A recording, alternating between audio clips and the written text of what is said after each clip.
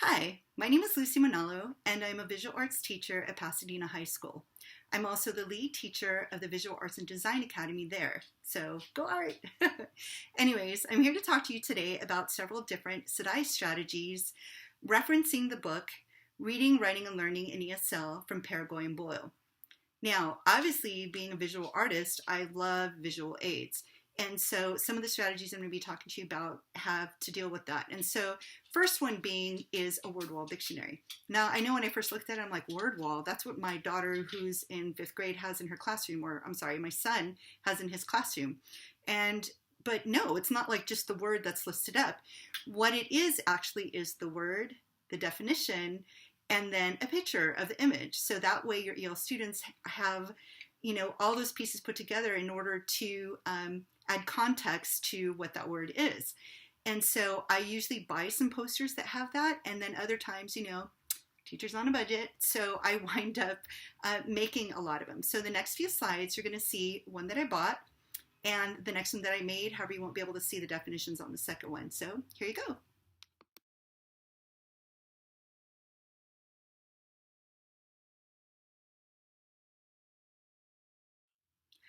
Okay, so now I want to go on to more visual aids in regards to working with an Elmo and working with a projector.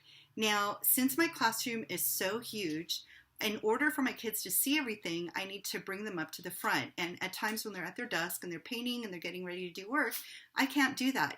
Now, my room is, when I say huge, I mean like imagine a typical high school classroom and multiply that by 4. That'll probably give you an idea of how large my classroom is because it is an art studio.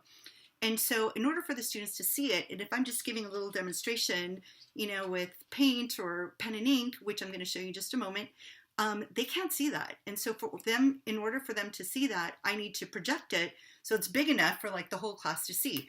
And so what you're going to see is you're going to see the lesson that I used recently, in that you'll see the book that I used. What I wound up doing is I opened up to several different pages that had some techniques for the students to see. Then I started demonstrating and modeling the techniques that they needed for the particular assignment. And so one of those techniques was stippling. So if you look at the next few slides, you'll see the book. You'll see a picture I downloaded from the internet as a reference. And then you'll start seeing like the beginning stage of me stippling out the zebra. It's already been drawn. I've already drawn it, stippling it out. And then the last one is an almost completed zebra that's stippled out.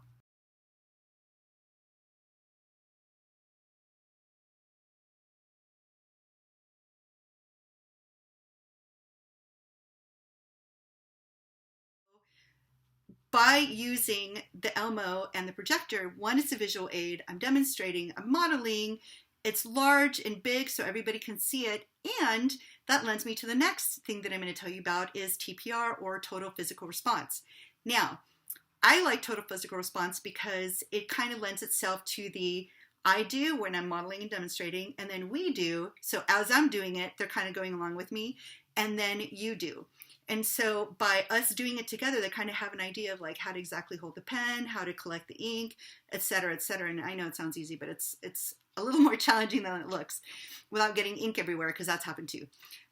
So aside from that, I really like the idea that, the kids are becoming engaged, they're getting involved, and they're not just sitting there. Now, one of the other things I want to tell you is drawing. Now, I know you're like, well, I'm not a visual art teacher. I'm not going to be able to draw. Well, don't worry about that. So what you can do is, like the word wall I showed you earlier, you can either purchase products that already have drawings on them, find some imagery that is royalty-free and copyright-free online, for example, from Creative Commons, or you can make it yourself. If you can't make it yourself, that's a great way to get your students involved and have them do it for you. That way they take pride in their work, you're building community, and you're showing that you're building a connection with your students. And so the last thing I want to talk about is a portfolio. Now, a portfolio will work with any subject matter. Portfolio is basically you're gathering a collection of their work throughout the year, or if you want to do it throughout the semester. For me, I like to start from the beginning of the year to the end of the year. That way I can see the progress of my students in their growth in their art. So for example, I have students coming to me at the beginning of the year like, Miss Manalo, I can't draw, like my drawing sucks. And the thing of it is drawing and art is actually a skill. It's something you can learn. And then obviously from there you build on it and you begin to get your own eye. But that very beginning, when the student comes in and tells me, I can't even draw a circle, they go and they start doing it. And by the time they see their first drawing from the beginning of the year to their last drawing at the end of the year, it's like this amazing progress. And you have it all documented. So guess what? That's great for your evaluations. That's great for WASC. And that's great for anybody that's coming to review your program.